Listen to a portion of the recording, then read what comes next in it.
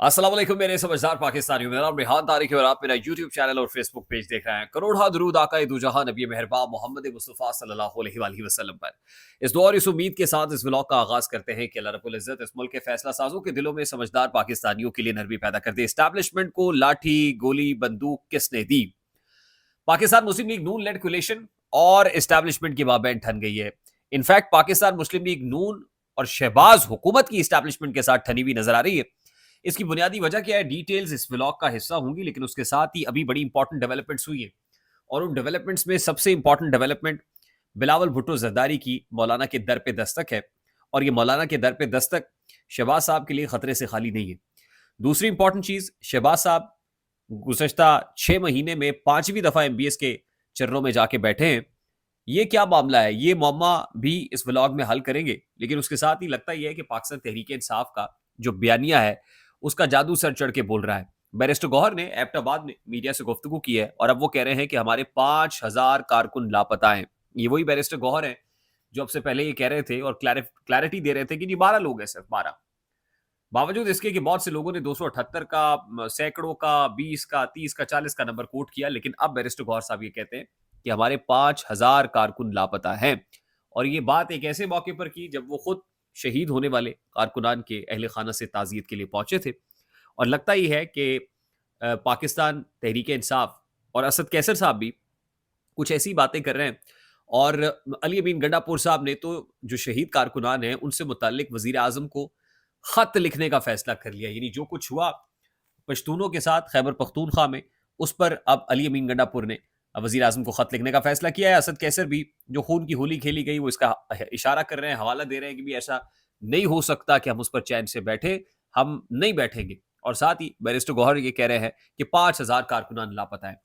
अब जाहिर है बानी पीटीआई का जो बयानिया है वो नैरेटिव बिल्डिंग इसी पर है कि जो कुछ डी चौक में हुआ ये जलियांवाला बाग से बदतर था। और फिर उन्होंने जनरल डायर का हवाला भी दिया और इस मामले को इंटरनेशनलाइज करने का टास्क भी पाकिस्तान तहरीक इंसाफ को यानी अपनी लीडरशिप को दिया। और उसके बाद उन्होंने पार्लियामान के अंदर भी इस पर एहतजाज करने को कहा। और अब तो आखिरी पत्ता या ट्रम्प कार्ड चलने की जो उन्होंने एक हल्का सा एक इशारा है वो कर दिया है। और उसके बाद लगता यह है कि जो ताश के पत्तों की तरह से हुकूमती इत्तेहाद है वो रेजा रेजा होगा, वो बिखरेगा। और जब बिखरेगा तो फिर बहुत से लोगों को तकलीफ होगी। अच्छा, हाल ही में पाकिस्तान मुस्लिम लीग नून और पाकिस्तान पीपल्स पार्टी के माबैन जो मामला ठना, जिसमें पीपल्स पार्टी के हाथ से शिकवे शिकायतें होना शुरू हुए, जिसमें वो ये कहते हैं कि हमारे साथ जो कमिटमेंट्स की गई as far as Punjab is concern, as far as even Sindh is concern, वो कमिटमेंट्स पूरी नहीं की जा रही, पर्टिकुलरली पंजाब के अंदर। और वो कमिटमेंट्स पूरी ना करना बिलावल भुट्टो साहब के लिए भाई से तकलीफ बन रहा है। और वो समझते हैं कि नून लीग जो है वो काबिल एतबार नहीं। और जाहिर है जब गैर फितरी इत्तेहाद होते हैं तो फिर ऐसा ही होता है। और बिलावल साहब ने कहा था कि वो मौलाना फजल रहमान साहब से रब्ता करेंगे, महमूद खान चकजई से रब्ता करेंगे, अख्तर जान मैंगल से रब्ता करेंगे, ऑपोजिशन को इकट्ठा करने की कोशिश करेंगे। और ये ऑपोजिशन जाके इमरान खान साहब के हवाले से भी जो स्पेस है, पाकिस्तान तहरीक इंसाफ के हवाले से जो स्पेस है वो क्रिएट करने की कोशिश करेगी। और आज ही जब मौलाना फजल रहमान से मुलाकात हुई तो जो राजा परवेज अशरफ साहब हैं, वो भी साबिक वजीर आजम, साबिक स्पीकर कौमी असम्बली, उन्होंने कहा कि बड़ी जल्द ही को ब्रेक थ्रू होगा, यानी जल्द ही आपको खुशखबरी सुनाएंगे। और उनसे सवाल हुए कि भी क्या पीपल्स पार्टी का जो सहारा इस हुकूमत को हासिल है, क्या वो सहारा छीनने जा रही है? तो इस पर भी उन्होंने कहा कि बहुत जल्द ही आपको बड़ा ब्रेक थ्रू होने की का इम्कान मौजूद है। और मौलाना फजल रहमान साहब के साथ ये मुलाकात किसी खतरे से खाली नहीं है। और दूसरी तरफ जो शहबाज शरीफ साहब की पाकिस्तान मुस्लिम लीग नून है, वो जो बयानात दे रही है, उससे भी ये तकवीयत और ये तासुर मजीद गहरा हो रहा है कि सिर्फ एस्टैब्लिशमेंट कोई गिला नहीं है, बल्कि अब नून लीग भी पलट के वार कर रही है। और दोनों एक दूसरे के ऊपर मलबा डाल रहे हैं।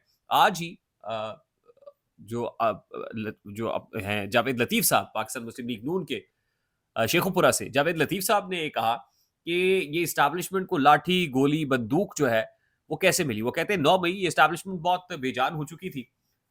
इसको जो दोबारा ताकत मिली है, ये एस्टैब्लिशमेंट ने जो लाठी उठाई है, या गोली उठाई है, या बंदूक उठाई है, तो ये असल में 9 मई के बाद हुआ है। 9 मई ने उनको ताकतवर कर दिया। लेकिन उसके साथ ही जावेद लतीफ़ साहब को ये भी याद होगा कि वोट को इज्जत दो का नारा था।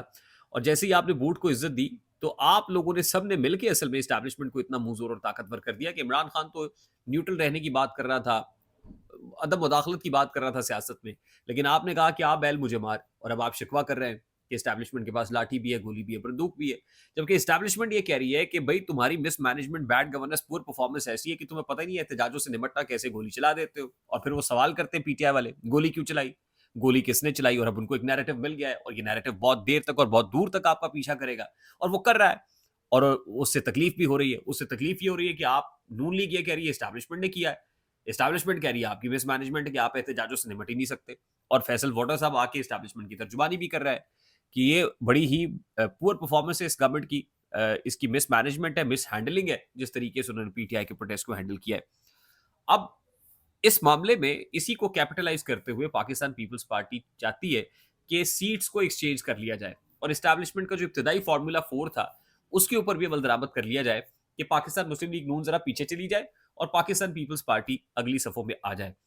अच्छा, इसके अंदर जो इंपॉर्टेंट खबर है वो ये है कि बैरिस्टर गौहर ने अब से कुछ देर पहले ये कहा है कि पाकिस्तान तहरीक इंसाफ मुज़ाकरात के लिए तैयार है। यानी बिलावल साहब जो इस वक्त खिचड़ी पका रहे हैं और मुलाकातें कर रहे हैं, उसमें पाकिस्तान तहरीक इंसाफ ने भी, अगर वो मल्टी पार्टीज कॉन्फ्रेंस होती है, ऑल पार्टीज कॉन्फ्रेंस होती है, तो उसमें बैठने का इशारा कर दिया है। अब सवाल ये होगा कि क्या तहरीक इंसाफ पाकिस्तान पीपल्स पार्टी के साथ हाथ मिला सकती है? अगर पाकिस्तान तहरीक इंसाफ पीपल्स पार्टी से हाथ मिला लेती है, या फिर वो भी, ज़ाहिर है एस्टैब्लिशमेंट का कोई प्लान होता है कि इमरान खान साहब को ये बावर कराया जाए कि भी आपके लिए स्पेस क्रिएट हो जाएगी, लेकिन आप थोड़ी देर के लिए बैठेंगे, लेकिन आपका जो ऑल्टरनेट है या ऑल्टरनेटिव जो कोई क्यादत होगी वो बैठे, तो हम आपके लिए रास्ता बना सकते हैं। और जाहिर है हम आजिज आए हुए पाकिस्तान मुस्लिम लीग नून से एक इंप्रेशन मार्केट के अंदर फैला दिया जाए कि नून लीग से तो हम आजिज आए हुए हैं, मामला बड़े खराब चल रहे हैं, स्टैब्लिशमेंट खुश नहीं है, क्योंकि स्टैब्लिशमेंट ये कह रही है कि भी ये सब ये करते हैं और स्टैब्लिशमेंट का नाम लग जाता है, गंदी स्टैब्लिशमेंट हो जाती है। तो फिर जावेद लतीफ साहब ने जो पर्टिकुलरली कहा है कि जी इस्टेब्लिशमेंट से नफरत, ये जो नौजवान है, यूथ है, सोशल मीडिया है, वो जो बातें कर रहा है उसका कसूरवार खुद इस्टेब्लिशमेंट है। और भाई आप लोग है ना, आप लोग भी उतने ही कसूरवार हैं, बल्कि डबल कसूरवार है कि आप कहते हैं कि आओ और आके हमें टक्कर मारो। तो बरकैफ अब लग ये रहा है कि इस्टेब्लिशमेंट भी इस गंद के टोकरे को उतारना चाहती है, ये मलबा किसी और पे डालना चाहती है और अल्टीमेटली इमरान खान साहब के लिए कोई रास्ता बनता हुआ बिलावल भुट्टो, मौलाना फजलुर रहमान, महमूद खान अचकजई, अख्तर जान मेंगल, ये सब मिलके बजाय इसके कि ये जो हुकूमत नून लीग की आके बार बार कहती जी पाबंदी लगने जा रही है, गवर्नर राज लगने जा रहा है, मौलाना फजलुर रहमान ने कह दिया कोई गवर्नर राज जो है वो नहीं लग सकता केपी के अंदर, और नहीं लग सकता, पाबंदी नहीं लग सकती। एएनपी जितना मर्जी कह ले पाबंदी नहीं लगेगी, बल्कि स्पेस एक बन रही है और ये स्पेस बड़ी तेजी से बनती हुई पाकिस्तान तहरीक इंसाफ और इमरान खान के लिए दिखाई दे रही है। आई होप ये जो मंजरनामा है पर्टिकुलरली एमबीएस के साथ मुलाकातों का, कि नून लीग सारी भंगड़े डाल रही है कि 6 महीने में 5 दफा एमबीएस से मुलाकात होगी, तो मुझे ये बताइए कि कितने अरबों डॉलर्स की जो इन्वेस्टमेंट है वो पाकिस्तान आ गई है। $100 बिलियन की बात की थी आपने, 25-25 की 4 ट्रांचेस होंगी, कितने आ गए उसमें से? तो फिर ये मुलाकातें किस लिए हो रही हैं? वो बेखुदी बेसबब नहीं गालिब, कुछ तो है जिसकी पर्दादारी है। तो आई होप मेरी बात आप तक पहुंची होगी। अगर पहुंच जाए तो वीडियो को लाइक और शेयर करना मत भूलिएगा। चैनल पे नए हैं तो चैनल को सब्सक्राइब कर लीजिएगा। बेल आइकन जरूर दबाइएगा। मुझे रेहान तारिक को इजाजत दीजिए, अपना बहुत सारा ख्याल रखिएगा। अस्सलाम वालेकुम।